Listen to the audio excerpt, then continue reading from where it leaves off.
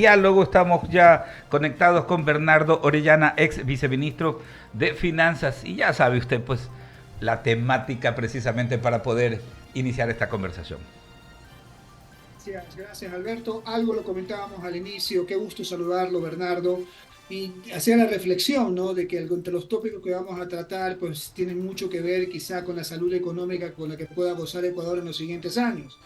Y hago la reflexión atada un poco al tema de la expectativa de poder llegar a un acuerdo con un país como Canadá, que es pues uno de los líderes en materia de explotación minera, algo que en el Ecuador todavía se viene discutiendo, como muchas otras cosas se discuten y no terminamos de ponernos de acuerdo qué es lo más importante para el Ecuador. Y sí me gustaría, por favor, su reflexión para poder tener en contexto lo clave, lo importante para la economía del país, el hecho de poder comenzar a explotar de manera formal, de manera técnica, de manera moderna la minería en el Ecuador. ¿Y por qué hago estas precisiones? Porque evidentemente también hay un componente importante que es el que tiene que ver con la ecología. Bernardo, por favor, su reflexión, su análisis sobre esta expectativa que podemos tener con estos acuerdos o posibles acuerdos con Canadá en esta materia. Bienvenido. Buenas tardes, Mauricio, y muchísimas gracias por la invitación. Bueno, yo creo que en principio lo que siempre deberíamos tener en mente es que un país pequeño como el Ecuador, la única forma de crecer más rápido es abriéndose hacia afuera. Es decir, tenemos, digamos, todo un mundo al cual podemos exportar varias cosas y creo que eso es, digamos, importante para poderle poner más ritmo económico y a su vez, digamos, mejorar la situación económica casa adentro acá en el Ecuador. La otra parte es que Canadá es un país que es bastante, digamos, complementario al Ecuador. Es un país que tal vez en lo único que se parece es en la parte de los recursos, en la parte petrolera. Pero como decía usted, en la parte minera ellos están mucho más avanzados y creo que el tener una asociación entre empresas canadienses, empresas ecuatorianas, inversión extranjera, ahora se mencionó más de 4.000 millones de inversión extranjera, creo que son muy buenas noticias. Creo que hay muy buen apetito desde la parte de la Asamblea para aprobar acuerdos comerciales. Creo que, digamos, el acuerdo con China, que era tal vez un poco más complicado desde el punto de vista político, desde el punto de vista de negociación, hace que de alguna forma exista una vía libre para el acuerdo con Canadá. En la parte minera creo que hay dos elementos. La parte técnica, ellos son expertos mineros, tienen recursos mineros muy, muy importantes, pero la otra parte es que el gobierno canadiense históricamente se ha considerado como un gobierno bastante ambientalista, muy, digamos, dedicado a cuidar su sociedad, etcétera. Entonces, no solamente vienen, digamos, tal vez nuevas tecnologías, inversión, know-how, pero también creo que es importantísimo ese lado que a ratos aquí en el Ecuador se lo pone como digamos, un tema intocable, un tema que no se puede tratar y creo que hay soluciones medias en las cuales se puede explotar, pero hacerlo responsablemente con el ambiente y creo que ellos han sido un buen ejemplo para eso. Todo el mundo le busca la quinta pata al gato. Y yo, mientras usted hablaba, yo también estaba pensando lo mismo, ¿no? Canadá es un país que goza de la fama de proteger mucho el ambiente, de proteger mucho su ecosistema. Entonces, por el mismo yo trataba de responderme, decía, sí, pero Canadá es un país muy grande y de repente explotar cierta cantidad de espacio de su territorio quizás no causa mayor mella. En el Ecuador no es así, el Ecuador es un país pequeño. Yo mismo trataba de reflexionar y le comparto esta reflexión. Porque quizás por ahí también pueden ir los ecologistas, ¿no? Lo que aman mucho este tema de la ecología y decir, sí, no podemos compararnos con Canadá, de repente el espacio que se explota es relativamente ínfimo con relación al territorio que tiene Canadá, en cambio el Ecuador es diferente. ¿Qué le podemos analizar ahí a estas personas? Porque entiendo yo que por muy pequeño que sea el espacio explotable en Canadá, Canadá se preocupa mucho del equilibrio del ecosistema y para eso son número uno también, ¿no? Sí, definitivamente, digamos, el ser un país más grande ciertamente, digamos, deja más espacios vacíos, ¿no es cierto? Hay menos densidad, pero asimismo, digamos, también necesita mucha más infraestructura para poder llegar a los diferentes puertos, a los diferentes lugares digamos, transformación. Pero pero digamos, ellos lo han hecho bien, y no solamente ellos, los australianos de igual forma, o sea, hay experiencia, y tal vez yéndonos no tan lejos, porque a veces uno habla de Canadá, uno habla de Australia, vámonos a Chile.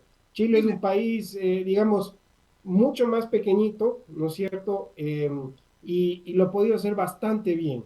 Ciertamente está un poco más en la parte más norte del Perú, perdón, más norte de Chile, casi digamos en la parte con Perú, tal vez es un poco menos habitada, es verdad, pero no es que vamos a abrir minas aquí al lado de las ciudades tampoco. Digamos, si uno se pone a ver el mapa geológico del Ecuador, mucho está, digamos, en la parte hacia la Amazonía, alguna parte más en la Sierra Norte, no necesariamente en lugares altamente poblados, densamente poblados, eso creo que hay que tener en cuenta. El manejo de todas las aguas, de todos los residuos, creo que hay muy buena tecnología versus, digamos, tal vez explotaciones que se hacían hace varias décadas, y eso creo que pueden traer los canadienses. Esos estudios, allá están Alberto y Luisa, tienen más inquietudes para usted. Gracias por contestar en las mías. Por favor, estudios. Gracias, Mauricio y Alberto. Qué gusto saludarlo. Buenas tardes.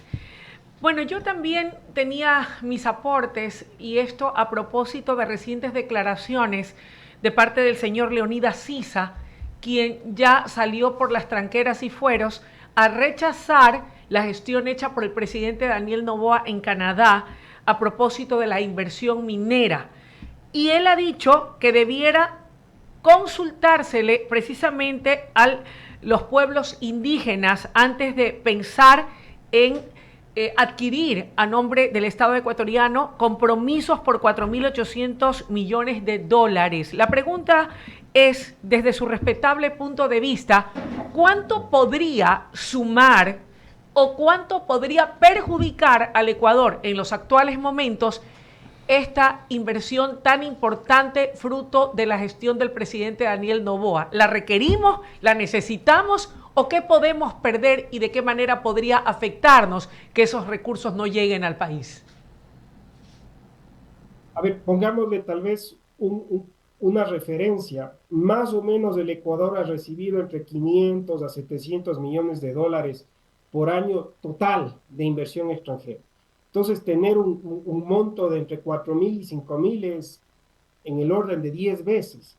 Sería, digamos, un cambio fundamental en divisas, y divisas que una vez que están acá se multiplican porque generan empleo, porque generan inversiones, porque generan negocios alrededor de diferentes cosas de la minería.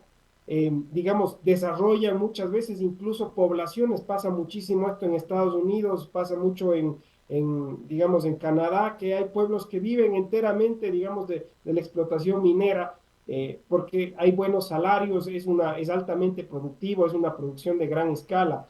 Entonces, digamos, yo creo que sería como dejar que pase el tren del desarrollo. Si uno se pone a ver de otra forma, las exportaciones petroleras han ido cayendo por el precio, y la parte minera ha ido creciendo fuertemente. Si uno le ve, el total de la exportación minera está generando 3.400 millones de dólares. Más o menos es el 10% de la exportación total que tenemos en el Ecuador, y es recién unos pocos años, y que ha habido, digamos, varios impedimentos, sea, digamos, de políticos como el señor Isa, o ciertos, digamos, ciertos políticos más desde el lado ambiental, pero creo que no hay que perder de vista cuando se habla con inversionistas internacionales. Muchos dicen, oye, la siguiente gran historia del Ecuador es la parte minera, es la parte minera que apenas está comenzando. Puede llegar a ser mucho más importante que el petróleo, y creo que hay que ver cómo aprovecharlo. Bernardo, otra inquietud a propósito de otro dato importante que destaca la prensa nacional, y es la caída del riesgo país en casi 130 puntos. Cerró en 1.290 al 6 de marzo versus hasta lo que había llegado el 29 de febrero, 1.420 puntos.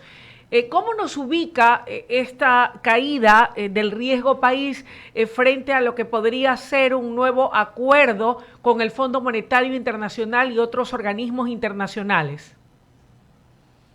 De lo que he podido conversar con algunos inversionistas, el acercamiento hacia el fondo de alguna forma ha puesto esta mejora en el riesgo país. Estábamos, acordémonos, en alrededor de 2000 y casi ya estamos en la mitad de eso.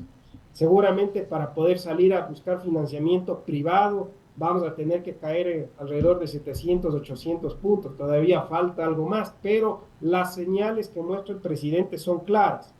Uno, desde la parte de seguridad, no solamente, digamos, internamente nos sentimos un poco mejor, creo que en todo lado hay mucha más tranquilidad, pero lo que muestra hacia afuera es que las condiciones de gobernabilidad, luego de haber hecho eso, le dan una ventaja, ¿no? Está con, digamos, números muy altos del presidente, lo cual le permite gobernar y le permite hacer agenda de política pública. La parte del Congreso la ha manejado de una forma muy inteligente, muy sagaz, con críticas por un lado, por otro lado, pero de alguna forma ha podido hacer cambios necesarios. Y la tercera parte es que esa política está enfocada en poco ir encerrando esos déficits grandes que heredó el presidente.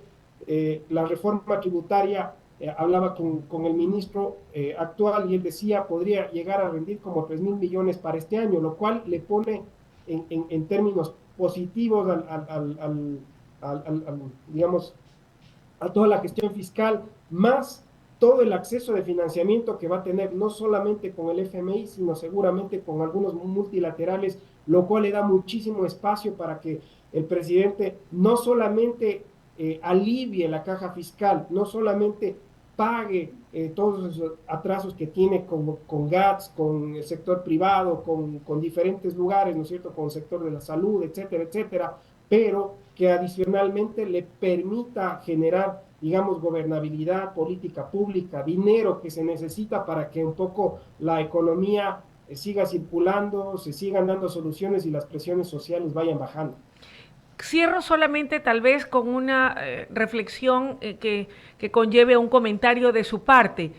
Usted sabe muy bien que sectores extremistas, cuando escuchan acuerdos con el Fondo Monetario Internacional, lo consideran una mala palabra. ¿Hasta dónde y en qué términos debe ser la propuesta o la forma de negociar de parte del Ecuador, más allá de los elementos que usted ha señalado, son de alguna manera favorables para nuestro país? ¿Qué es lo que podemos aceptar y qué no podemos aceptar en esa mesa de negociaciones? Yo creo que el mejor ejemplo es tal vez poner cuál sería la alternativa. La alternativa es irse a mercado y salir a 25% con bonos del gobierno, ¿no es cierto? Y con cantidades muy pequeñas y tratar de hacer alguna quita de la Reserva Internacional, agarrarse plata del IES, ponerle plata forzadamente a los bancos y forzarles, digamos, incluso a dañarles sus esquemas de liquidez. Esa es la alternativa.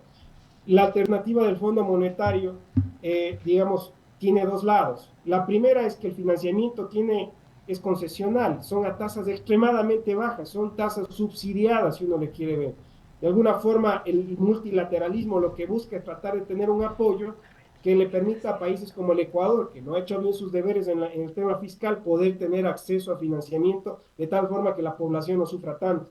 Pero por otro lado, el Fondo Monetario no puede tampoco ser, digamos, un bolso sin fondo, no puede darle plata al Ecuador para que, no sé, crezca, por ejemplo, el gasto público. Entonces, seguramente lo que el Fondo Monetario le va a pedir va a decir, bueno, impuestos, ya has hecho, tienes ahí un avance, ¿no es cierto? Estás haciendo ciertos recortes, hubo, por ejemplo, toda esta parte de las empresas públicas que se está dando una muy buena vuelta, y seguramente va a decir, oye, busca algo más de eficiencias, porque, digamos, creo que los ciudadanos también lo que decimos, oye, ¿hasta cuándo siguen las reformas tributarias?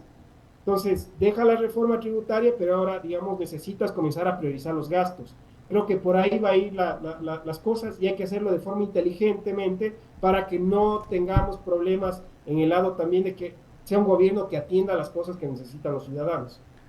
Ex viceministro, vale la pena, no está de más, no poner en el marco referencial, recordarle a nuestra audiencia, a nuestros seguidores, que esto es todo un camino que se ha venido trazando, que se ha venido recorriendo. Fue el 14 de diciembre del año pasado que el gabinete canadiense aprobó este inicio formal de negociaciones para poder arribar al acuerdo comercial entre Ecuador y Canadá, y esto ha desembocado también en las actividades que durante esta semana ha cumplido el señor presidente de la República. Le voy a trasladar una inquietud, ¿no?, de nuestro público. Nuestros espacios son súper interactivos y han sido reiterativos en solicitarnos que le preguntemos exactamente si el acuerdo se enfoca exclusivamente en el tema minero o abarca también otros campos. Es decir, si hay la posibilidad, como en otros acuerdos comerciales, que otros productos, sean canadienses, puedan llegar acá a nuestro país, o en el caso de los productos ecuatorianos, pues puedan ser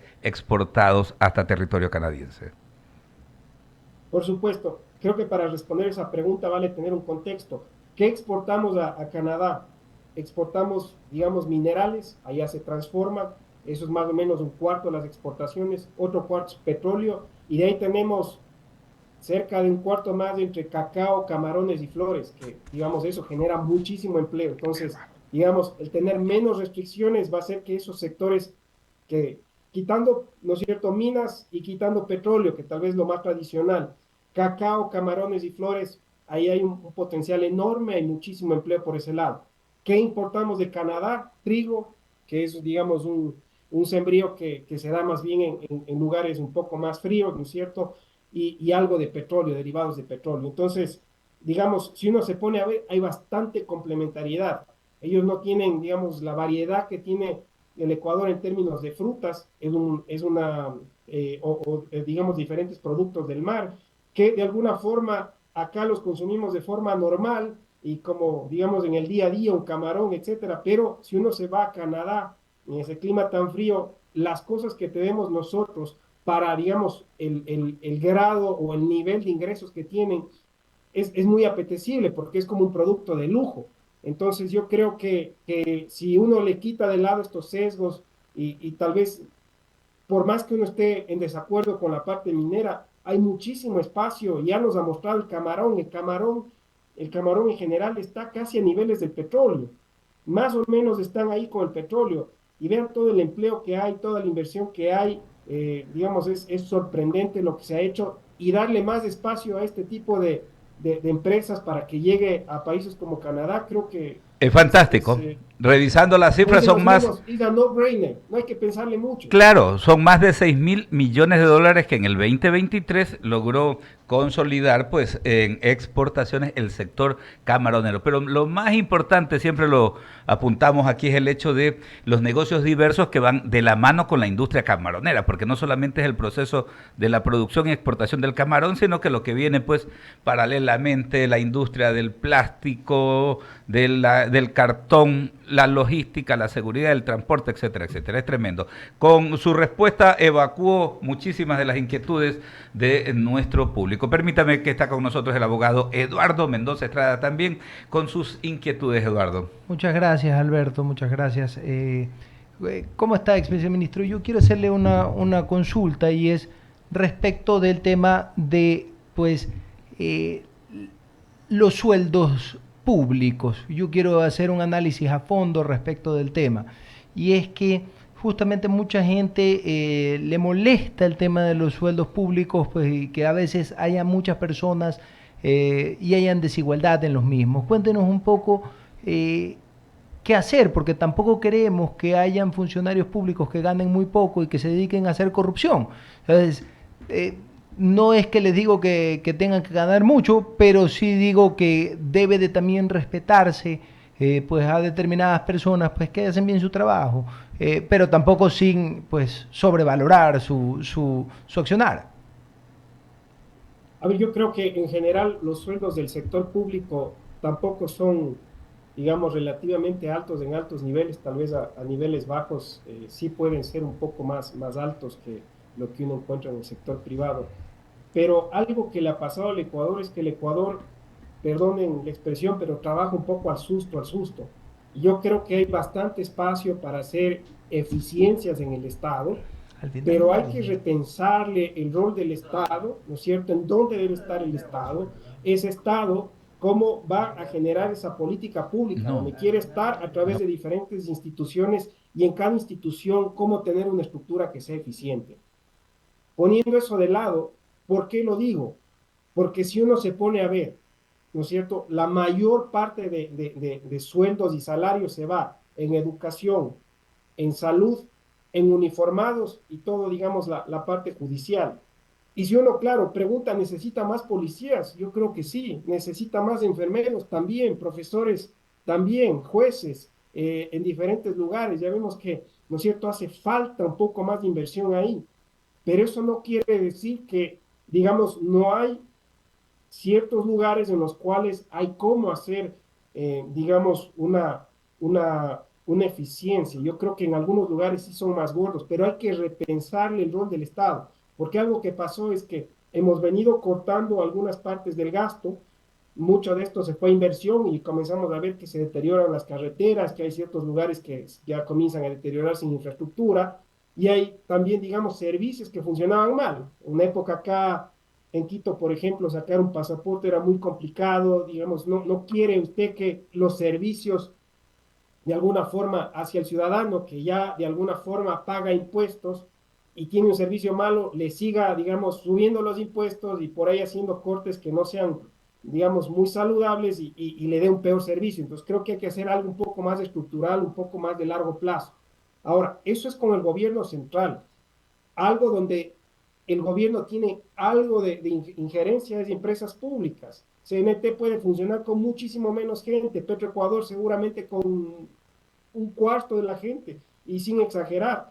Y así varias empresas públicas que hemos visto en los últimos días que dan pérdidas.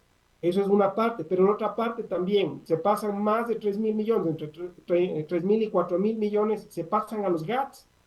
Los gatos, usted se pone a ver, hacen conciertos gratuitos de reggaetón, de salsa, de no sé qué, de no sé cuánto. Entonces, digamos, de alguna forma, no es que se recaudan en las ciudades para hacer ese tipo de cosas, sale, ¿no es cierto?, de este incremento del IVA, que luego va pasando, digamos, hacia los GATS, y los GATS de alguna forma malgastan en este tipo de cosas. Si uno se pone a ver el gasto corriente que tienen, por ejemplo, algunos GATS, especialmente los más pequeños, es altísimo, llegan a tener el 80-90%, cuando a veces hay bajas, ¿no es cierto?, en recaudación, como hubo en la pandemia, no podían ni recoger la basura en algunos. Bien, estábamos hablando con Bernardo Orellana, justamente. Sí, agradecerle justamente, Bernardo, que se nos fue la última parte, pues lo que mencionaba. Agradecerle, pues, Bernardo, pues, por estar aquí siempre en el diálogo, atentos. Muy buenas opiniones las suyas y agradecerle, pues. Bueno, gracias. Hasta luego.